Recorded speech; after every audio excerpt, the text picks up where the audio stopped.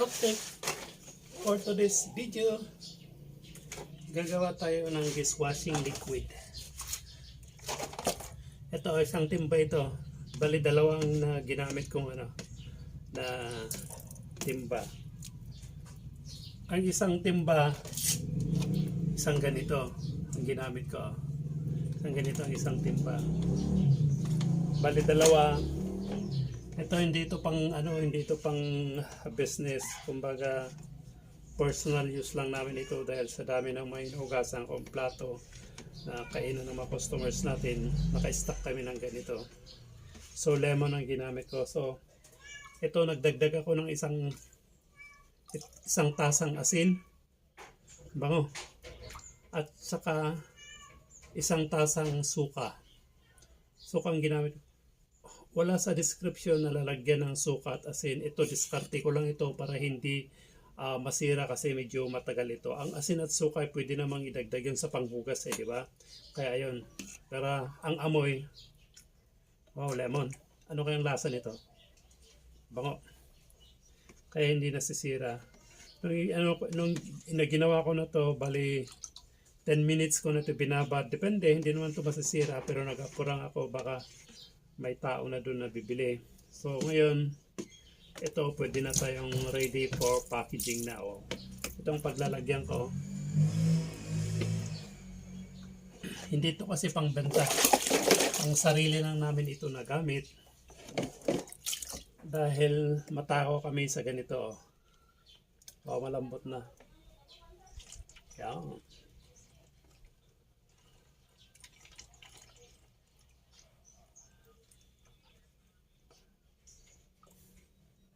Matagal. Ganito na lang gawin natin. Okay, di ba, direct?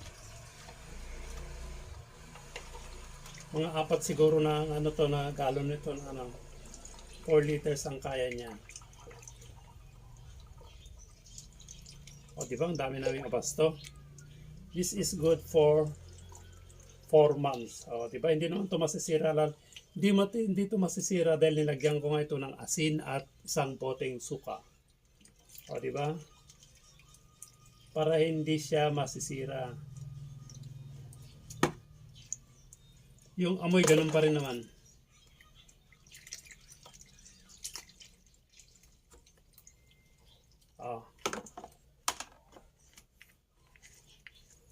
Ito na yung isang finished product po natin. Lemon kasi yung ginamit natin. Okay, isa na yan. Nakatambay ng natin.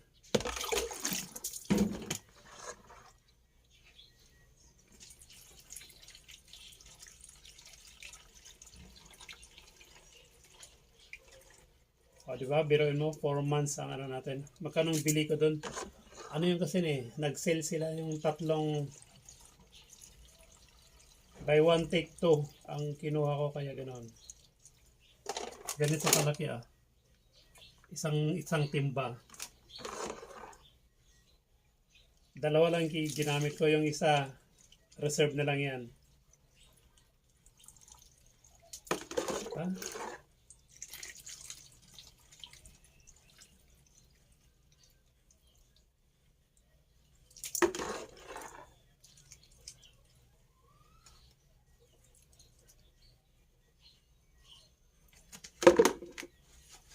Okay. Dalawa na.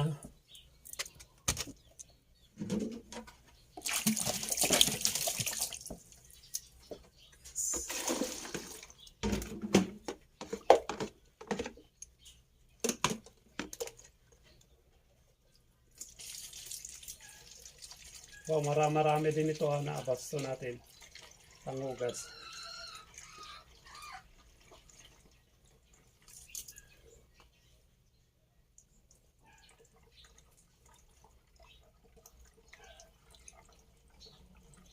Hindi ito pang benta. Gamit lang namin ito for consumption lang namin ito sa pangbahay.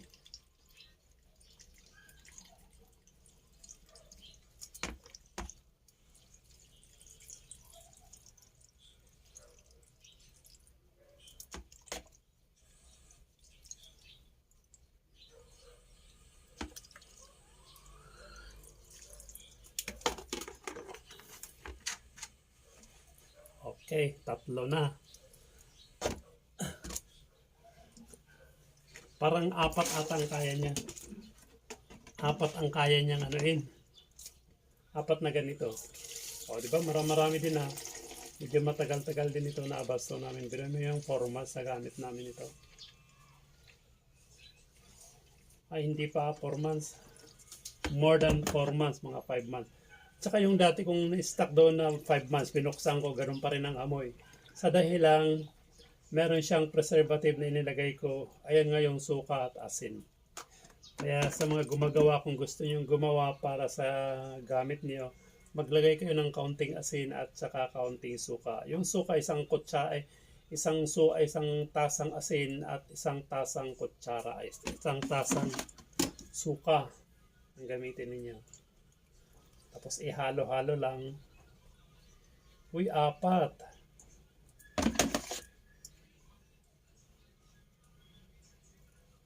4 ang kaya niyang anuhin. Wow.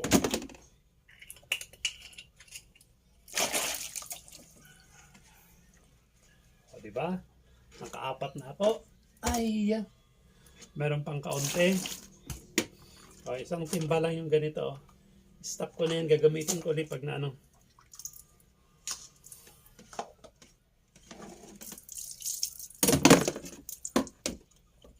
Dami rin ha. Dami kong stock.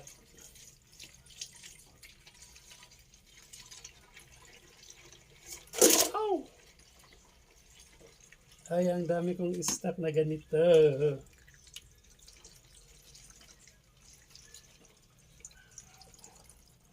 Ang sarap maghugas pag ano. Pag madulas yung ano, gagamitin mong ganito. Tapos pag kumuha ko, ilagay ko dun sa refilling ko. May refilling ano ako na bottle, kukuha lang ako tapos ano ko dito, di ba? Ganun lang.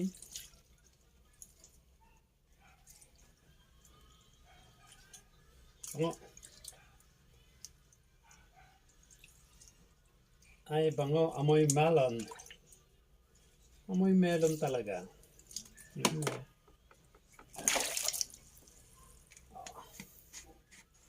Yung isang timba, 4 na ganito ang paglalagyan mo. O, diba? Tipid na tipid. Kasi pang sarili lang namin ito nagamit. Hindi namin ibebenta. Kaya dinamihan ko na para isang gawaan lang dahil meron pa akong time na gumawa. Sabado kasi ngayon kaya may time akong gumawa. Ay. Sana wala pang tao.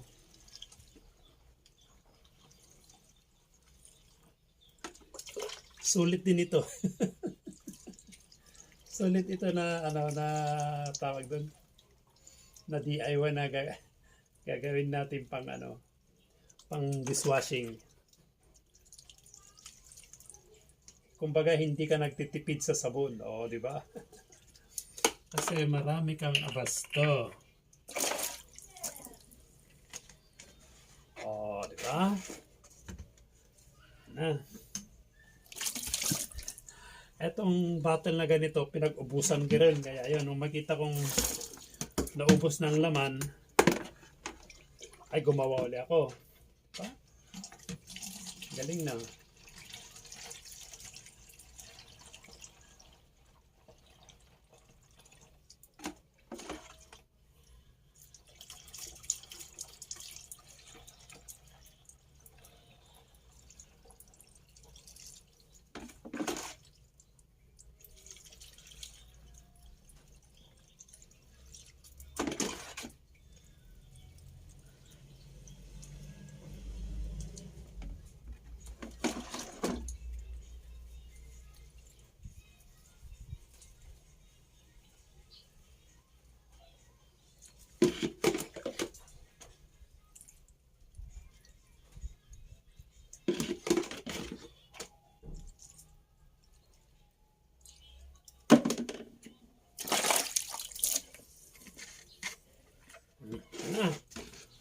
Dami. Last na to.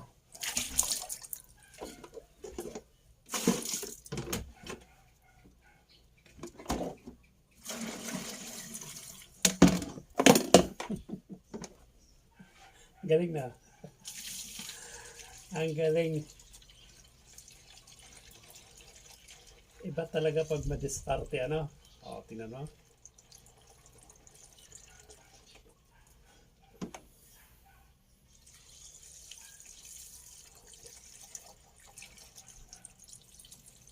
Ay, iba talaga pag madiskarte.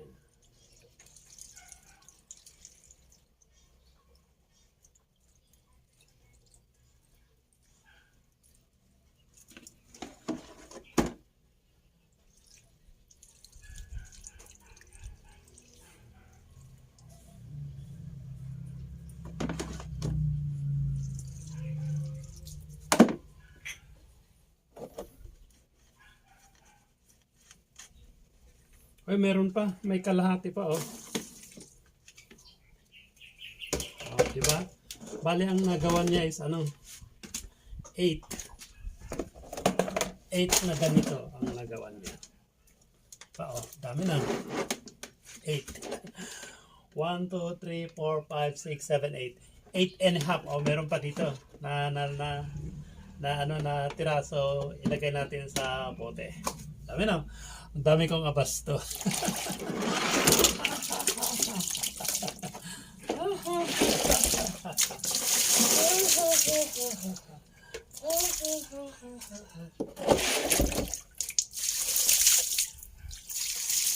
diba?